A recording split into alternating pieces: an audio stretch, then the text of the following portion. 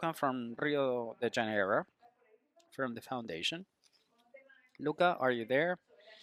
It's very interesting. It's digital sovereignty. As Luca prepares himself with his PowerPoints, now let's try to stick to the agenda and we're going to be brief in the coffee break. There's something that is called watch. We use it, at least in my generation. When it says 9:30, it's 9:30, okay? It's not 10. Luca, bon dia, morning, morning.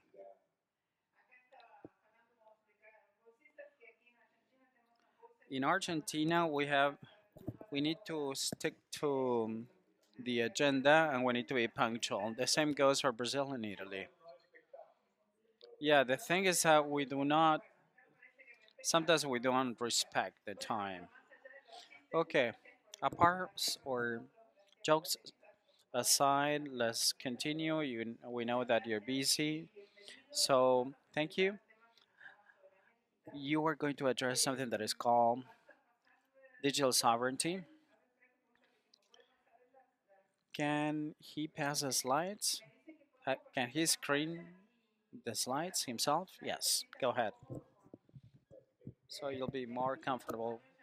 I am sure that your Spanish is good enough after, speaking Italian, Portuguese, and Spanish. Viendo todas las temporadas de Narcos, es curso de español perfecto.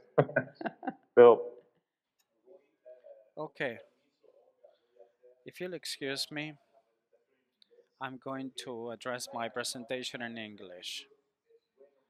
My Spanish is okay, however, to present on digital sovereignty is better in English. We have translation from English to Spanish, so don't worry about it. I haven't thanked the translators, but they were very good. Go ahead into Spanish. I'm gonna start my presentation in English, so I'm gonna speak slowly so that our translators can catch up. I prefer to do it in English as there are a lot of terms that are a little bit difficult to translate in language that is not my mother tongue, Spanish. So let me just do it in English so that everyone is on the same page. All right. So the presentation is based on the work I've been developing over the past years with my team here at the Center for Technology and Society at FGV Law School on digital sovereignty. And this work over the past year and a half has evolved into what I call AI sovereignty.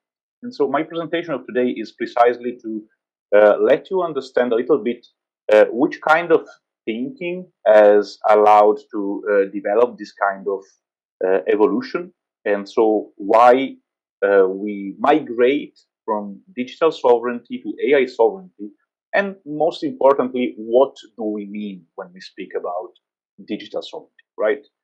So first of all, let me just tell you that pretty much every piece of research I will use, every information I will share is available in open access on the website of the CyberBRICS project.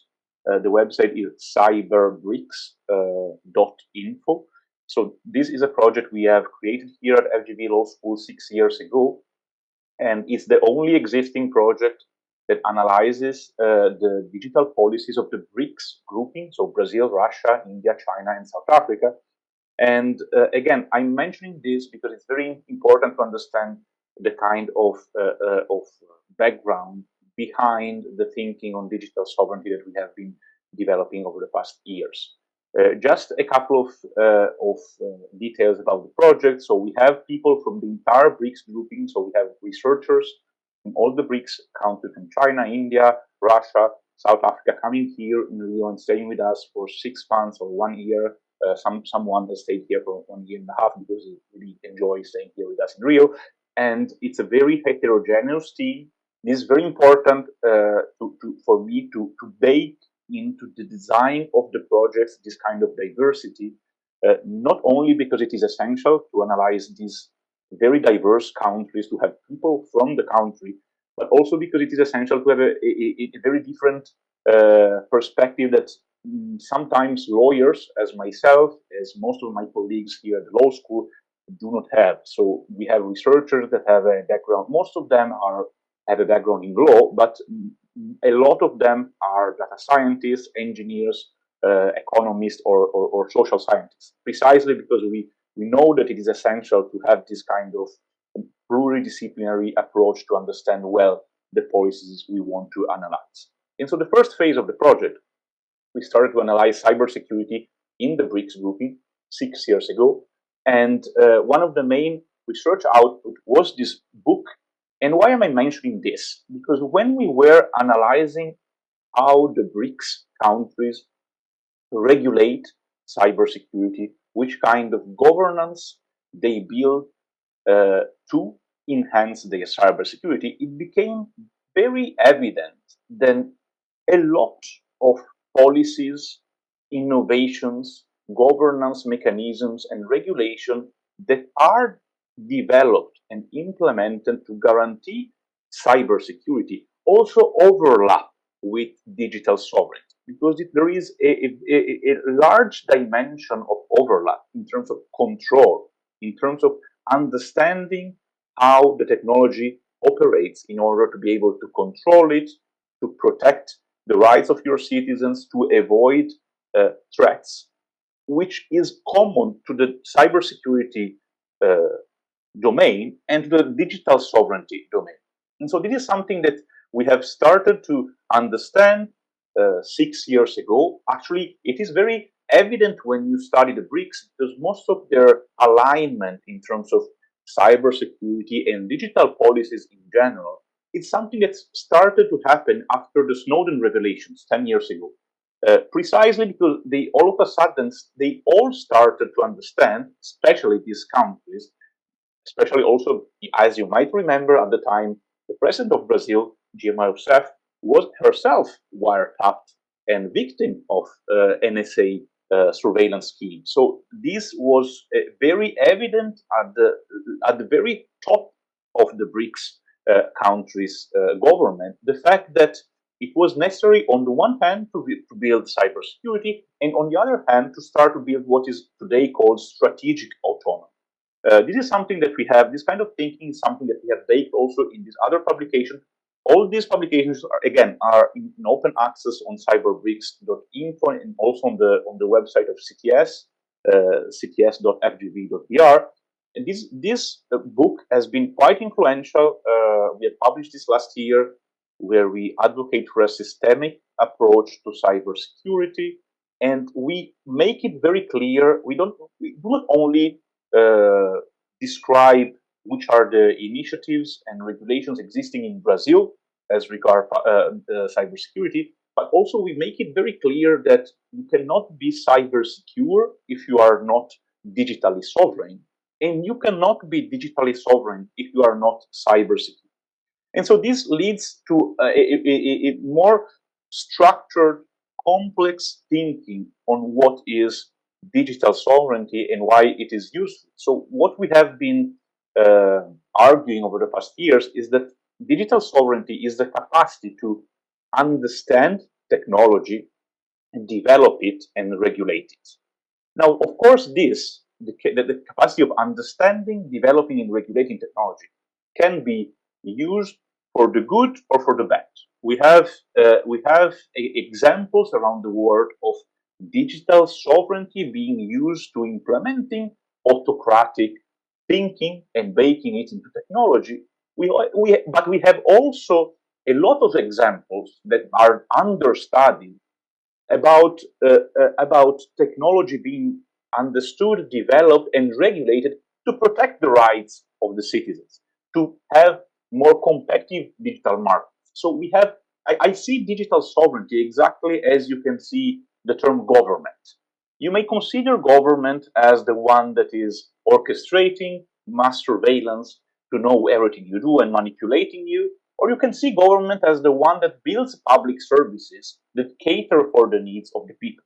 So I see digital sovereignty exactly in the same neutral way. And so I define to identify the good version of it, I define it as good digital sovereignty, which is precisely what I think we should promote. We should resist the connotations of digital sovereignty that they are based on authoritarian control, and there are. It's important to highlight that digital sovereignty is not only good, can also be bad, but we should promote the good version of digital sovereignty. And there are very good examples coming from India, from Brazil, of how this uh, notion of digital sovereignty does not only exist, but it's also very effective in practice. Let me give you a couple of examples. I'm pretty sure there will be Brazilians in the room there, and all of Brazilians and most of Latin Americans already know PIX, our digital public infrastructure for electronic payment. Why this is a very good example of digital sovereignty? Because before PIX, the only way to process electronic payments 24/7 was using Visa and Mastercard. So the only way was to rely on two foreign corporations charging 3% for every transaction, even if the cost, of course, is much lower. So it's a very high fee for every transaction. But that is not only the only problem, the fact that it ends up being dependent on this foreign technology obliges you, obliges customers, consumers, and also sellers and service provider to pay much more, to pay a fee for the service, which is not essential. But also it obliges all of them to give all their data to these two corporations. So the fact that Brazil has built PIX, its digital public infrastructure for online payments, means that de facto Brazil is becoming digitally sovereign, has become independent from this only unique option that before was indeed the unique option for digital payments, and obliged the entire country to pay 3% for something that now is free, and to give the entire amount of personal data on consumer transaction to two foreign corporations. And that is actually the most important part, because of course, most of the revenues are not based on the 3%, but are based on the collection and processing of personal data or data about transaction, about the entire economy. So now that is something that is not exclusively going out of the country to produce profits and innovation out of the country, but is also staying within the country to produce profit and innovation for the country.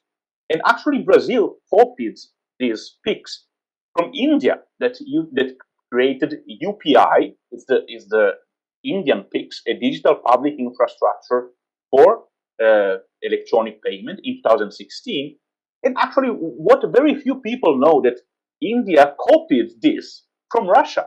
And actually, Russia was sort of obliged to become creative and create a national infrastructure for electronic payments, because in 2014, when Russia invaded Ukraine for the first time, when invaded Crimea, the immediate sanction was to cut Russia out of the Visa and Mastercard circuit.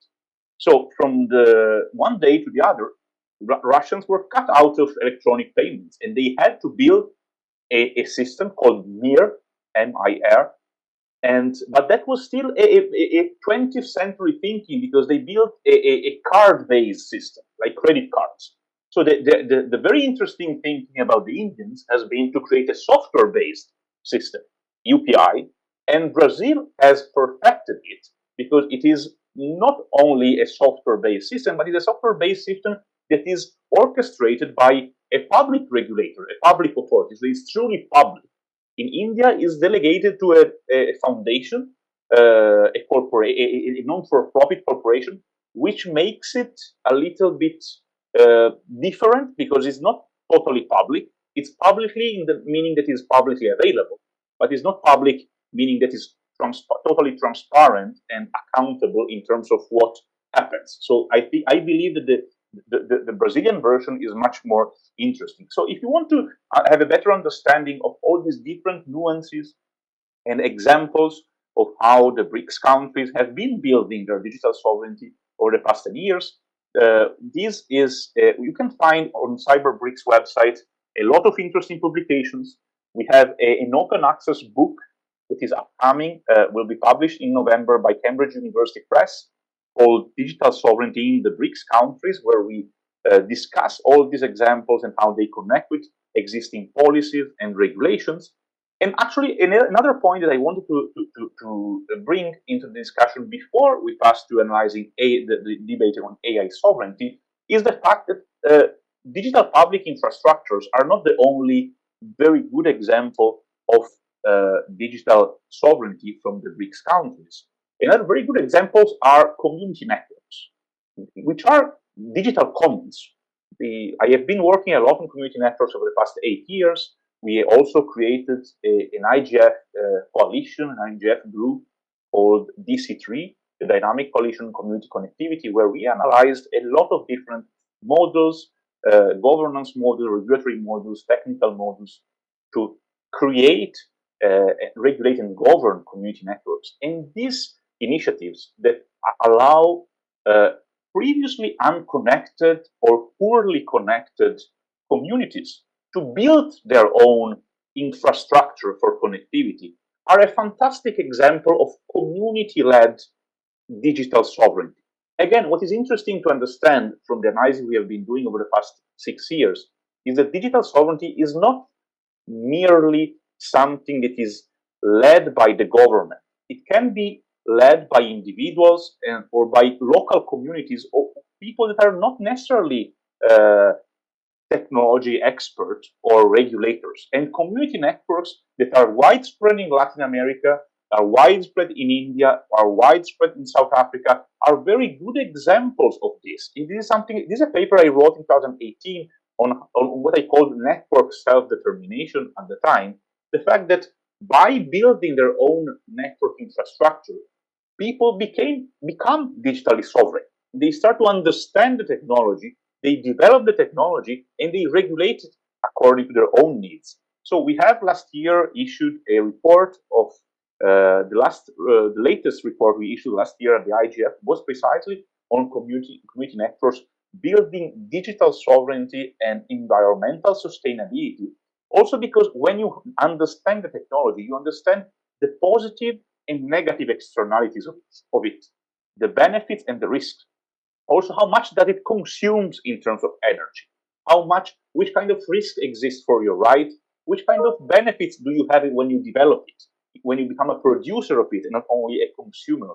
And this is precisely the kind of thinking that has led me last year to start doing a lot of research on what I call AI sovereignty. So AI sovereignty is basically an evolution, a spin-off of the debate on digital sovereignty. And I define it as the capacity of a given country, but you can also substitute the term country with community or individual, to understand, develop, and regulate AI systems, thus retaining self-determination, agency, and control over the system. So the fact that you understand what is behind the AI, you are able to develop it and to regulate it according to your own values, right? So I published last year this paper for the Carnegie Endowment for International Peace, where I discussed how Brazil can become digitally sovereign and which kind of key AI sovereignty enablers, which elements are essential for Brazil or for any other country, especially developing country, to be AI sovereign and not to be AI colonies, right? This again is in open access on the CyberBRICS website or on SSRN, and also on the Carnegie website. There is also an extended version of this that we have launched in a book dedicated to AI sovereignty, transparency, and accountability that we have launched last year at the IGF. This book was launched in this preliminary version last year at the IGF in Kyoto to receive feedback from the community stakeholders, of the IGF stakeholders. It was very important to understand, to have a perception of how these discussions on AI sovereignty, on the link between transparency, accountability, and sovereignty exist in terms of, and again, making technology transparent to understand it, to make the developer of the technology accountable. And when you understand it, you can develop it and regulate it properly. And so you become AI sovereign, right? So the key AI sovereignty enablers that I was mentioning before, that I've described in these two piece of research and in another upcoming one in Portuguese. So first, data. Personal data is essential. We all know it, but not only personal data. Data in general are essential to develop AI. So if you understand, if you develop, if you extract data, if you process data, if you regulate data, you are sovereign. If you don't do it, you are not.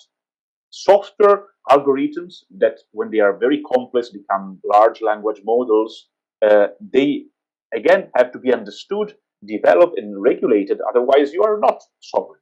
Computational capacity is also key, and this is one of the most important, actually, enablers. Why it's so important? Because currently it's highly concentrated. It is one of the greatest problem in terms of AI supply chains, AI development, AI governance, is the fact that it's really enormously concentrated in the hands of very few dominant players. You probably all know that NVIDIA is the only corporation that produces semiconductors and GPUs that are very well fit for generative AI. And so everyone, literally everyone in the world that wants to do generative AI or very sophisticated AI depends on only one corporation. Actually, it's not really correct to say that everyone depends on this directly on this corporation. Everyone depends on cloud computing corporations that all depend on this. And the cloud computing corporations that provide platform as a service or infrastructure as a service to enable AI are less than 10 globally, and particularly almost 70% of the market is concentrated in Amazon Web Services, Microsoft Azure, and Google Cloud. So that basically means that the entire world depends basically on three corporations, and these three corporations depend basically on one corporation. So that is not really a very competitive environment in my personal perspective. And then there is a very important point, which is electrical power, something that luckily now we are discussing more. The fact that we use this term cloud, but cloud is actually quite misleading, because when we speak about cloud, we think about something ethereal and fluffy and made of air and gas, but actually cloud servers are very concrete. They are probably one of the most tangible elements of internet and AI infrastructure, and consume an enormous amount of water and electricity to be cooled down. So the fact these kind of externalities have to be considered if one wants to develop AI and regulate AI, right? Digital literacy, again, if you have a population that is not digitally literate, it means that you have a population of mere consumers of AI, and no one will be ever able to develop AI. Sorry, I forgot meaningful connectivity, which is also something essential. If your population is not connected, you simply cannot use AI. And I'm stressing meaningful connectivity. This meaningful connectivity term is something that we have started to work with 8 years ago, also with Sonia George and other friends from the Alliance for Affordable Internet, that then evolved into the global digital inclusion partnerships. We stress the meaningful part, because most of the global south is not connected meaningfully to the internet. Most of the global south is connected to social media. Most of the global south has so-called zero rating plans, meaning that most of the people that use primarily their smartphones to connect and their mobile internet plans to connect, they have subsidized social media, typically the Meta family of social media, WhatsApp, Facebook, and Instagram. And then they have to pay very high fees to have access to the rest. What does it mean in practice? It is almost impossible for these users to be producer of AI. They are mere consumers of social media, but will never be producers of AI if this system is not changed. And this is something actually the current government in Brazil is very attentive to this kind of discussion.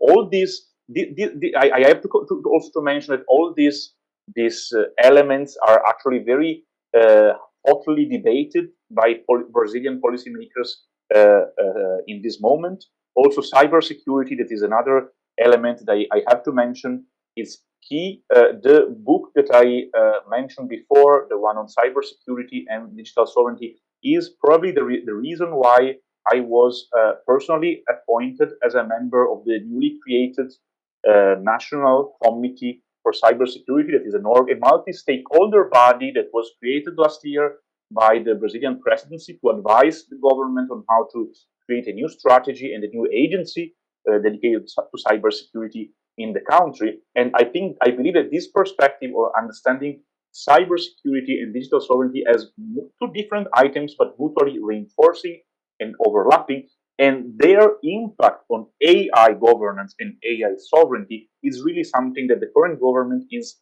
understanding well. I'm not saying that any concrete initiative to put this into practice has already been taken. There's something in the making, but I think at least there is a very good understanding. And last but not least, of course, risk-based regulation, which is what basically is the European approach. I'm sure you have been discussing or you will discuss this week the AI Act, the new law adopted only last week, definitively by the European institutions. So this risk-based approach to AI regulation is essential. But what I want to stress is that it's only one of the essential elements. If one simply copy and paste from European Union the AI Act, you will have very nice regulation, but you will never be able to understand how technology works and produce it. So at the end of the day, it will be counterproductive because you will create a burden for innovation and you will not have innovation. So again, this is not to say that regulation in regulating AI risks is not important. It's key, it's essential, but it's only one of the elements that have to be put into the discussion. Again, as I was mentioning here, just to conclude, this debate on AI sovereignty and the fact that also Brazil has a key role to play now because it is combining a series of prime spots for attention and visibility and global impact this year and next year. So, as you might know, this year Brazil is the chair of the G20. Next year will be the chair of the BRICS, extended BRICS grouping, and also will host the COP30. So it's a unique opportunity to combine this understanding of developmental thinking on AI, need for regulation, and also need to understand and regulate the negative externalities in environmental terms of the current model of developing AI. All these elements that I presented so will be conveyed into these three publications, all of them upcoming in the next couple of months. So the first one, the book on digital sovereignty in the BRICS countries, I mentioned before, the introduction and conclusion of the books are already available in preprint on cyberbricks.info. This book on the question of AI sovereignty, transparency, and accountability, it's the early version presented last year at the IGF is already available in preprint on the IGF website, and then this special issue on digital transformations in the BRICS countries that analyze a lot of the thinking behind what then has been conveyed into these ideas over the past years, also available freely online. Thank you very much for your attention. We still have like 5 or 6 minutes, so if anyone has questions. I'm very happy to take a couple of them in the next 5 or 6 minutes. Primero, Thank un you very much. aplauso para Luca. Eu sempre fico impressionada por tua produção de livros. I'm impressed by your publications. Thank you very much. It's very interesting.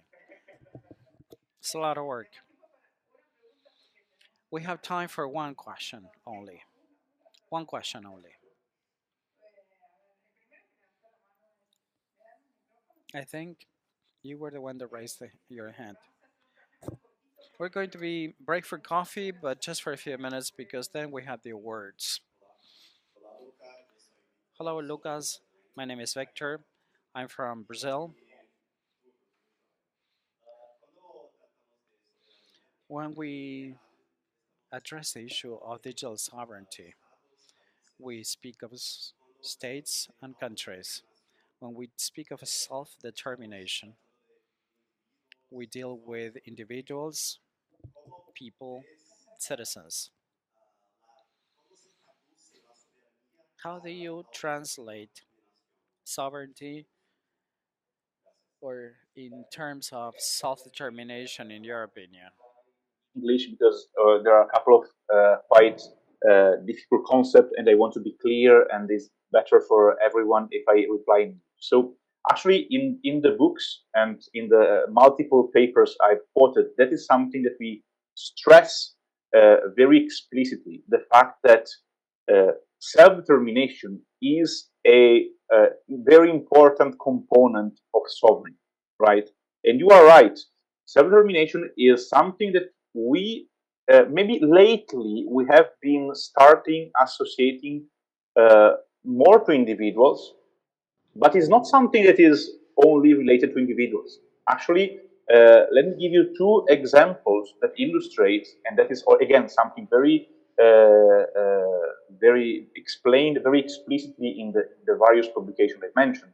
The fact that on the one hand, self-determination, the right, the fundamental right to self-determination is something so important that is already it's mentioned in Article 1 of the UN Charter.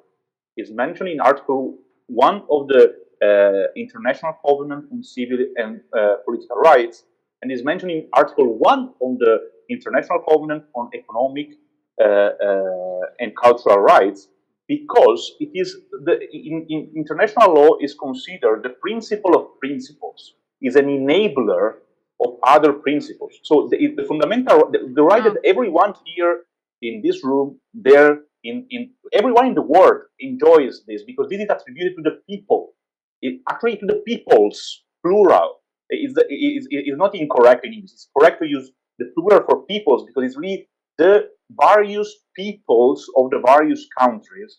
They have the right to self-determination. There are two dimensions. An internal one, this is the one of choosing your own government, but we are not speaking about this in this case. The external one, which is the one of choosing your own government and having limits on your territory. But we are not speaking about this here. We are speaking about the internal one, which is the one of choosing your own economic, social, and political development. Meaning, every people in the world has the right, the fundamental right to choose how they will develop economically, politically, and culturally. And of course, this includes how they will develop technologically. The fact that you have the right to be the master of your own destiny, the protagonist of your digital future, the one that chooses how I want to use and develop AI, is a fundamental right that you have, and it is considered by the founding documents of the UN as the first right that everyone has. So that is a very important collective dimension of self-determination that is already a fundamental right that everyone here has. And then we have an individual one, which is more associated, is built on this collective dimension, but has been more associated over the past 40 years to individuals, which is informational self-determination. It's something that was first created as a fundamental right in Germany by the German Federal Constitutional Court with the census case in 1983, when they created informational self-determination as the right of every individual the constitutional right, the fundamental right of every individual to have control over their personal information, and which is something that has been highly influential in all the development of data protection and data governance over the past 40 years. The Brazilian law, data protection law, LGPD, in its Article 2, it mentions explicitly informational self-determination as one of the pillars of the law. So the fact that the individual, the data subject, can exercise control over his or her data is a founding pillar of the law in Brazil. It has been considered also a founding justification of the right, the fundamental rights to data protection in Brazil by the Brazilian Supreme Court in the IBGE case in 2020, and included by the Brazilian legislature as a base of the new constitutional right to data protection that was created 2 years ago in Brazil.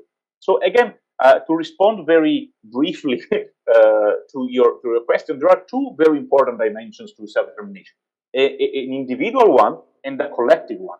And I use them in the work I was mentioning with the presentation. I use them both to support digital sovereignty as both something that individuals enjoy, but also something that the states enjoy, but also something that communities, that groups of individuals can enjoy. And community networks is a very good example of groups of individuals that are not necessarily linked to the state.